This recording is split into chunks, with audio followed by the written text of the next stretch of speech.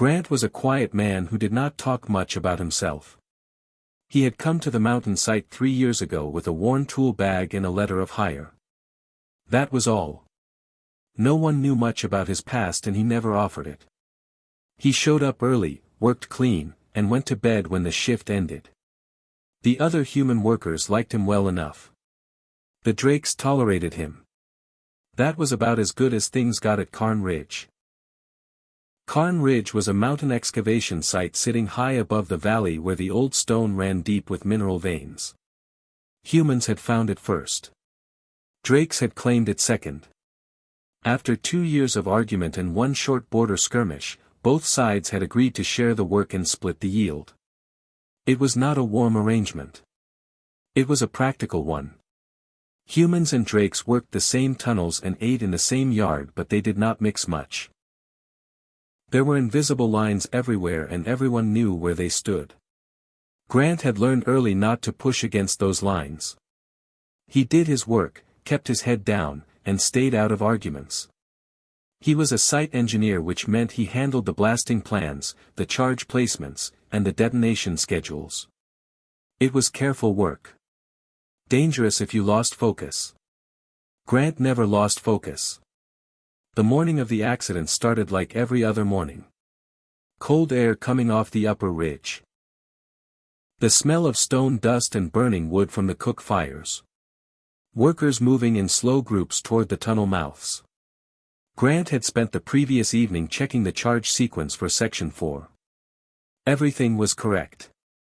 He had gone over it twice. The detonation was scheduled for midday, when the inner tunnels would be cleared and all workers would be pulled back to the safety line. By late morning the site was running normally. Grant was standing near the equipment shed going over his notes when the horn sounded. Not the midday horn. The wrong horn. Short and sharp and wrong. He looked up. The charges in Section 4 went off. Not at midday. Not in sequence. All at once. The ground shook hard enough to knock 2 workers off their feet. A wall of displaced air hit the yard like a fist.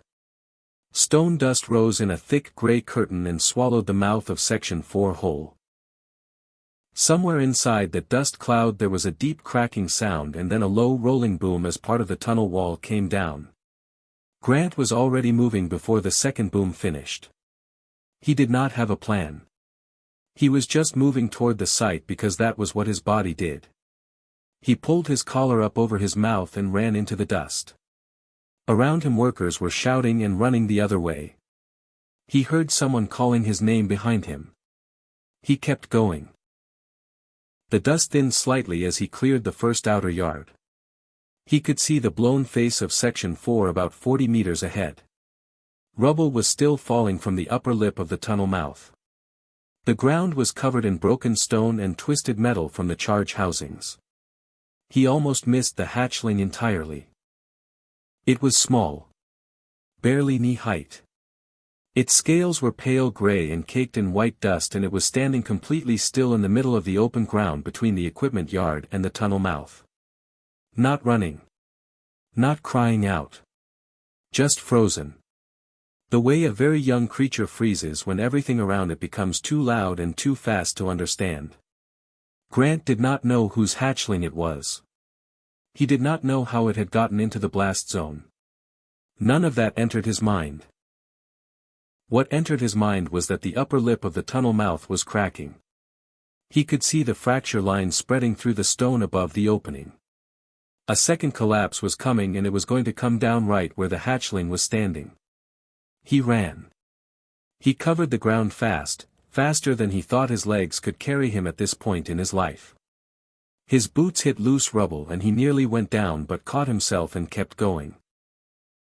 The hatchling turned its head and looked at him with wide pale eyes. It did not move. It was still frozen. Grant reached it and did not slow down. He scooped the hatchling against his chest with both arms, turned his back to the tunnel mouth, and threw himself forward onto the ground, curling his body around the small creature as tightly as he could. The upper lip came down. The sound was enormous. Stone and dust and metal rained across the open yard.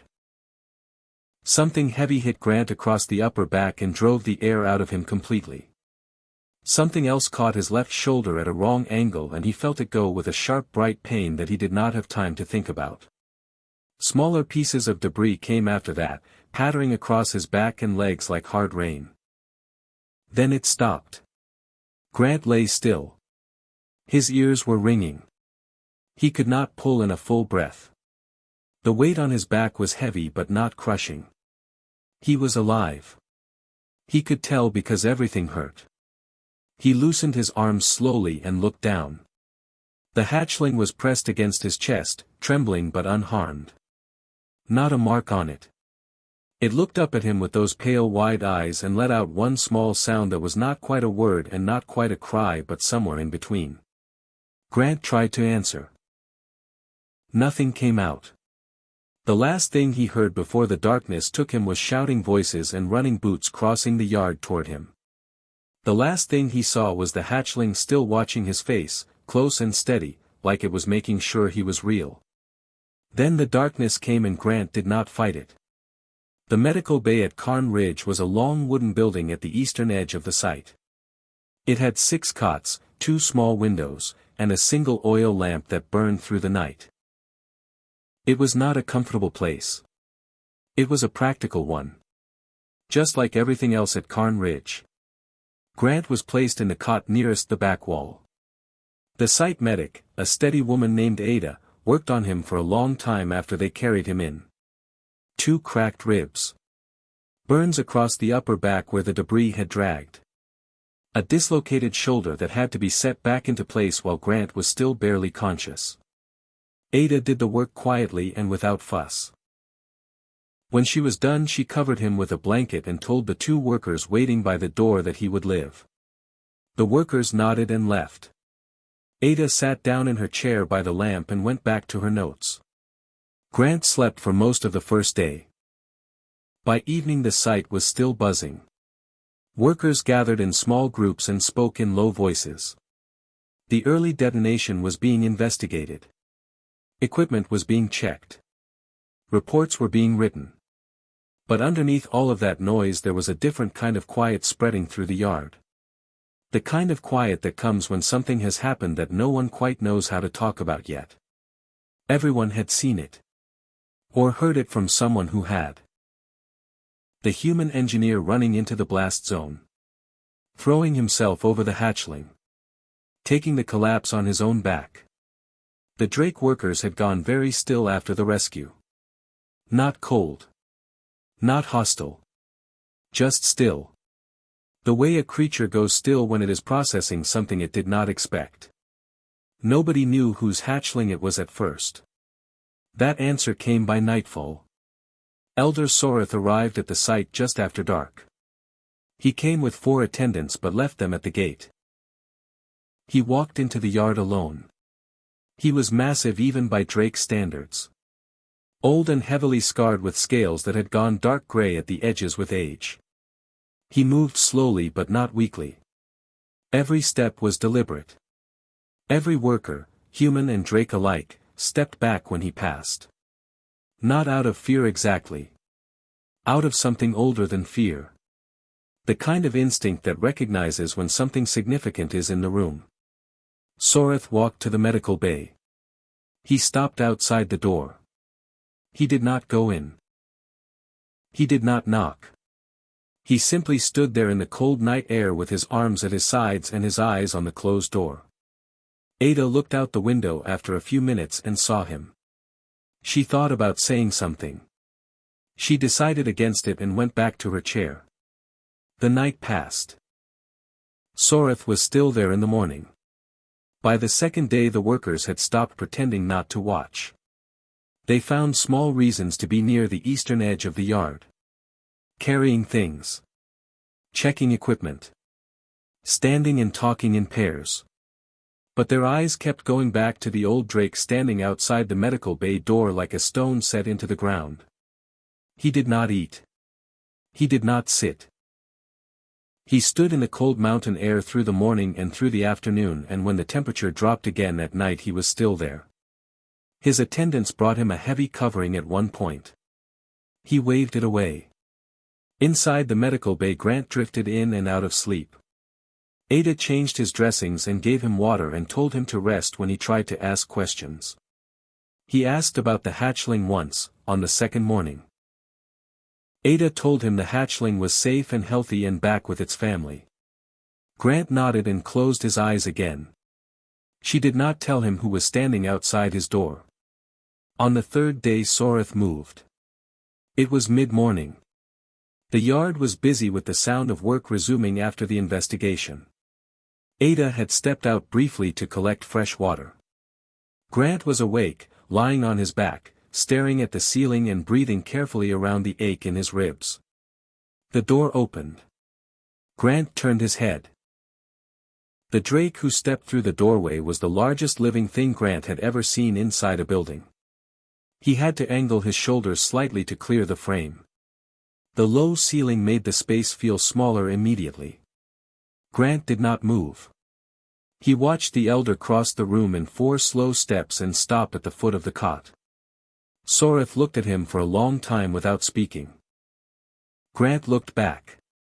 He did not look away and he did not fill the silence with words. He had learned a long time ago that some silences were not meant to be filled. Finally Soreth spoke. He said Grant's name. Not the human. Not the worker. Not the engineer from Section 4. He said Grant. Just the name, spoken clearly and without hesitation, the way a person says the name of someone they have already decided matters. Grant said nothing. He waited. Soreth's voice was low and even. He said that the hatchling who had been standing in the blast zone was his son. His youngest.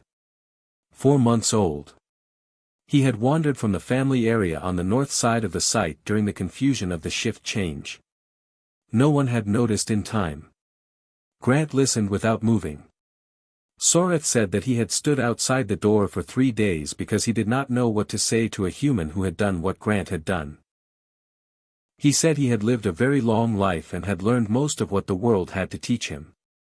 But this he had not been prepared for. He looked at Grant steadily.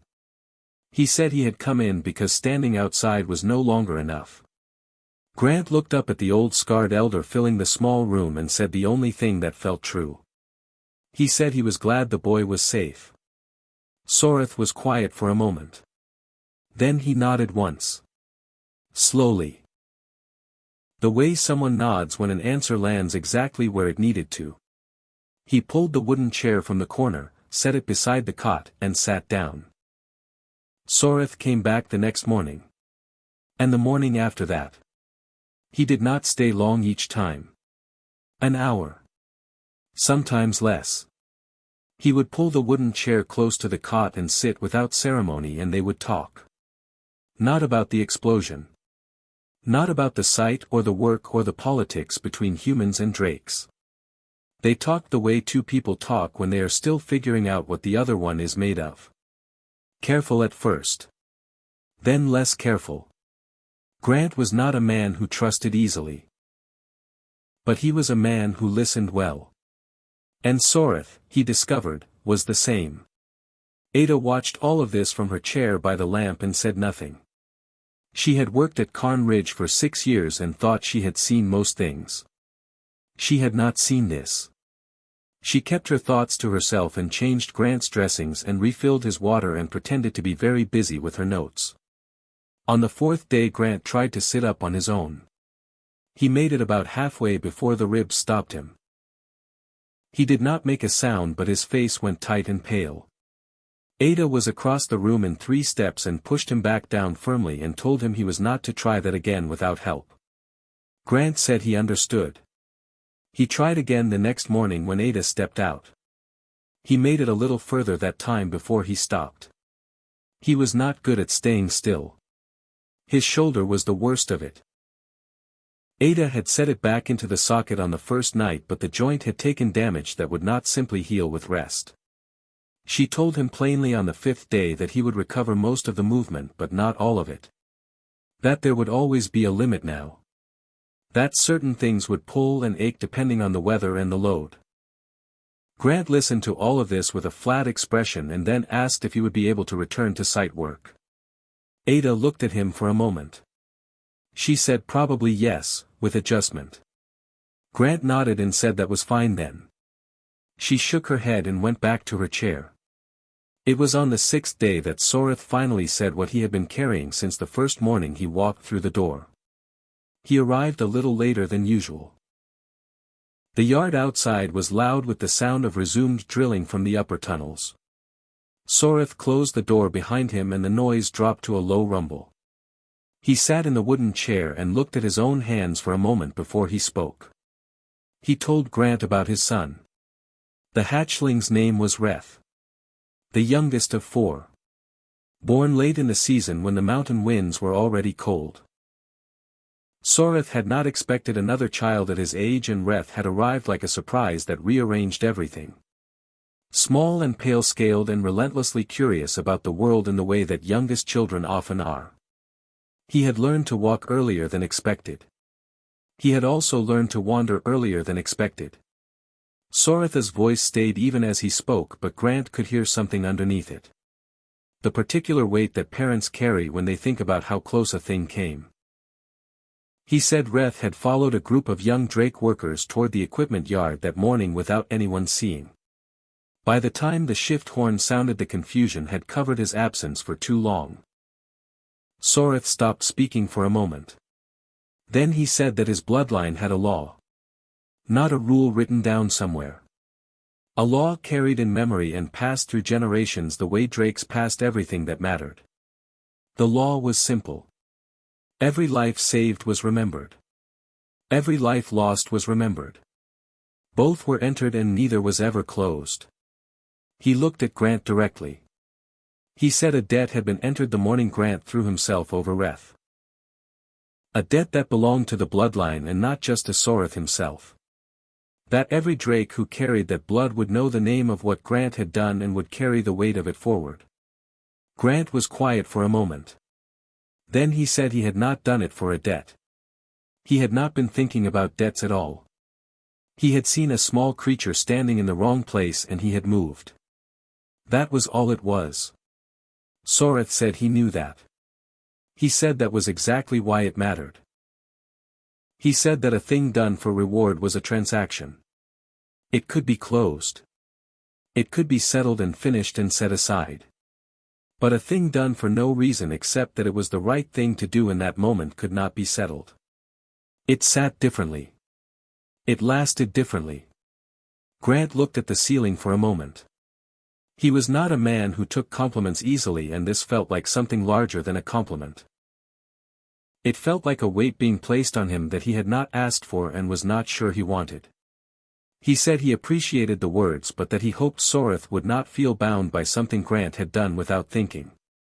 Soreth almost smiled. It was a small thing, barely visible, but it was there. He said that was not how it worked. He said the debt was not a burden placed on Grant. It was a responsibility taken up by the bloodline. Grant did not have to carry it. They did. That was the difference. Grant thought about that for a while. Outside, the wind came down off the upper ridge and pushed against the walls of the medical bay. The oil lamp shifted slightly. Ada turned a page in her notes without looking up. Grant finally said he was glad Reth was safe. He said it again the same way he had said it the first time. Simply and without decoration. Soreth nodded slowly. He stayed in the wooden chair until the afternoon light began to fade. Neither of them felt the need to fill every moment with words. That too, Grant thought, was something. They came on the 8th day. Grant heard them before he saw them. A low sound rising from the valley road below the site. Not loud at first. More like a vibration that moved through the ground and into the walls of the medical bay and settled somewhere in the chest. Ada looked up from her chair. She set her notes down slowly and went to the window. She stood there for a long moment without speaking. Grant asked her what she saw. She said she was not entirely sure. The delegation came up the mountain road in a long quiet line. There were 11 of them. All drakes. All old, the kind of old that showed not in weakness but in the density of their presence, the way stone that has been under pressure for a long time becomes something harder than ordinary stone. Their scales carried deep colors. Dark red. Slate blue. A green so dark it was almost black. Each one wore markings across the chest and shoulders. Not paint. Something older than paint. Patterns pressed into the scale itself that caught the morning light and held it differently than bare scale did. At the front walked a drake Grant had never seen before. Tall and thin for a drake, which still made him taller than most humans. He carried a long horn across both arms the way one carries something that belongs to history rather than to any single person.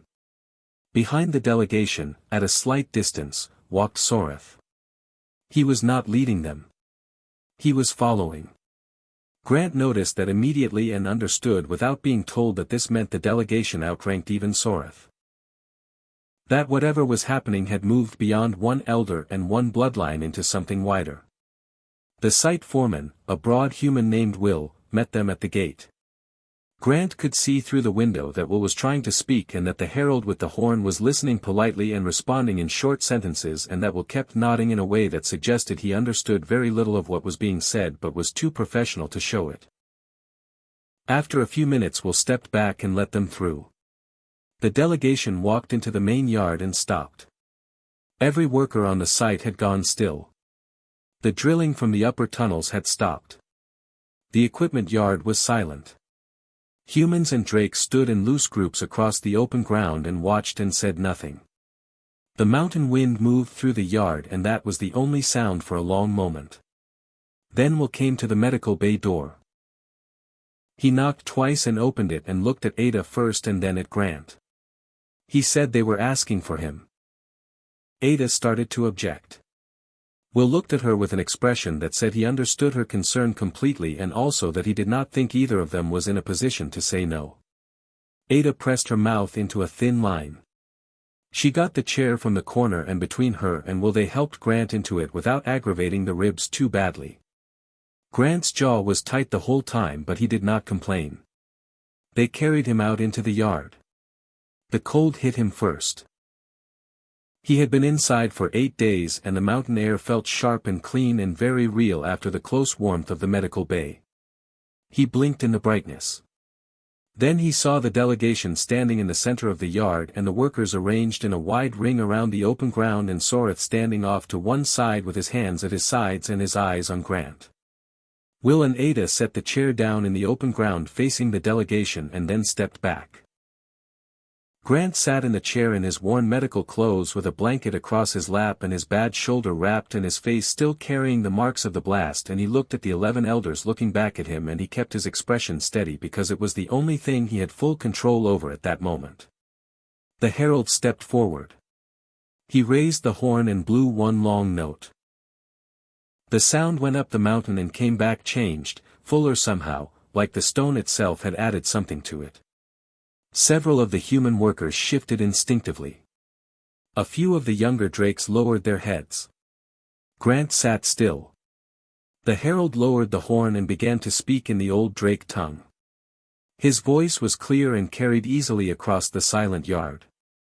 Grant understood none of the words. He did not look away. He watched the herald's face and listened to the shape of the sounds even if the meaning was closed to him. The speaking went on for several minutes. Then Soreth walked forward from his place at the edge of the circle. He was carrying something small in his closed hand. He crossed the open ground and stopped in front of Grant's chair and looked down at him for a moment. Then he crouched so that his eyes were level with Grant's. He took Grant's right hand and turned it palm up. He held it steadily. Then he pressed his thumb into the center of Grant's palm and drew a single mark there. It was warm. Not painful. Like pressure applied with intention. When Soreth lifted his thumb the mark remained. A clean shape in dark lines that Grant could not name but that felt deliberate in the way that things feel deliberate when they have been the same for a very long time. Soreth spoke then. Not in the human tongue. In the old language. 4 words, short and clear. Grant did not know what they meant word for word. But he knew what they meant. He had been given a name. Not a title. Not a rank. Something that sat closer to the self than either of those things. Something that said he had been seen and that the seeing would not be forgotten. Grant looked down at the mark on his palm. Then he looked up at Soreth. He nodded once. Soreth nodded back. Around the yard not one person spoke. The mountain wind came through again and the horn note seemed to still be living somewhere in the cold air above them all. Grant left Carn Ridge on a gray morning when the clouds were sitting low on the upper peaks and the first cold of the coming season was already in the air. Ada had cleared him for travel 2 weeks earlier, but the site foreman had asked him to stay through the end of the extraction phase and Grant had agreed without much argument. He was not in a hurry. He had nowhere pressing to be and the work was familiar and the familiar was easier on a body still learning its new limits. His shoulder had settled into something manageable. Not healed. Not what it was before. But manageable. He had learned which movements to avoid and which he could push through and which would cost him the rest of the day if he pushed too hard. Ada had given him a set of instructions written on a folded piece of paper before he left. He put it in his coat pocket and did not read it again because he already knew what it said and because some things you just had to live with rather than read about. The morning he left Soreth came to find him. Grant was at the equipment shed loading the last of his personal tools into his bag when he heard the slow deliberate footsteps behind him. He did not need to turn around to know who it was. He had learned the sound of Soretha's walk over the past weeks the way you learn the sound of weather coming before it arrives. He closed the bag and turned. Soreth looked the same as always. Large and still and carrying that particular weight that Grant had come to understand was not authority exactly but something quieter than authority. Certainty, maybe. The certainty of a creature that had lived long enough to know what mattered and what did not. They stood in the gray morning outside the equipment shed and looked at each other for a moment. Soreth spoke first. He said he wanted to tell Grant something before he left. Not as an elder. Not as a ceremony. Just as one being speaking plainly to another. Grant said he was listening. Soreth said that his bloodline had a long memory. Longer than most humans could easily imagine. Names and debts and promises did not fade the way they faded in shorter lives. They stayed clear. They stayed exact. What had been entered on the day of the explosion would be carried forward by every Drake in that bloodline. Not as a story. Not as a legend. As a living fact known to each of them the way they knew their own names. He said Grant's name would be known to Reth when Reth was old enough to understand it. And to Reth's children after that. And to theirs. He said that no harm would come to Grant. Not from any Drake who carried that blood. And that if Grant ever found himself in a place where harm was coming from any other direction and a Drake of that bloodline was near enough to stand between, then they would stand between. Without question. Without hesitation. The way Grant had stood between without question or hesitation on the morning that mattered. Grant was quiet for a moment. The wind came off the upper ridge and moved through the yard. He said he did not know what to do with something that large. Soreth said he did not need to do anything with it. It was not a weight placed on Grant. It simply was. The way the mountain simply was. Grant did not have to carry it. It would travel alongside him whether he thought about it or not. Grant picked up his bag. He held out his right hand, the one with the mark still clear on the palm. Soreth looked at it for a moment. Then he pressed his own hand flat against it briefly. Not a human handshake. Something different. Something that felt older. Then Grant walked to the gate and did not look back because looking back was not something he did easily. The journey home took 4 days. He traveled by road cart to the valley town and then by the slow regional train west through the flatlands. He sat by the window and watched the landscape change from mountain stone to open fields to the low scattered buildings of the towns he passed through. His shoulder ached when the temperature dropped at night. He shifted position and kept watching the window. He got home on a Thursday afternoon. His house was small and sat at the end of a quiet road with an oak tree in the front yard that had dropped most of its leaves while he was gone. He unlocked the door and went inside and set his bag down and stood in the kitchen for a moment in the silence. It was the same house. He was not entirely the same person. He did not tell the story much. When his neighbor asked about the scar visible above his collar, he gave the short version. An accident at the site. A hatchling in the blast zone. A choice made fast. The neighbor nodded and said that sounded dangerous, and Grant agreed that it had been, and then the conversation moved to other things. He went back to work 2 months later. A different site, closer to home. Smaller operation. Less complicated politics. He did his work the same way he always had. Early. Clean. Careful. Sometimes on cold mornings when his shoulder was stiff and the mark on his palm caught the light at a certain angle, he would think about Carn Ridge. About Ada in her chair by the lamp. About Will trying to talk to the herald at the gate. About Sorith sitting in the wooden chair beside the cot in the quiet of the medical bay. About a pale gray hatchling looking up at him with wide steady eyes in the middle of a dust cloud. He never talked about the ceremony. He never showed anyone the mark. It felt private in a way that was hard to explain, so he did not try to explain it. He just carried it. Quietly. The way he carried most things. And somewhere in the long memory of a bloodline older than the roads Grant had traveled home on, a name sat clear and exact and permanent. It would still be there long after the mountain itself had changed its shape.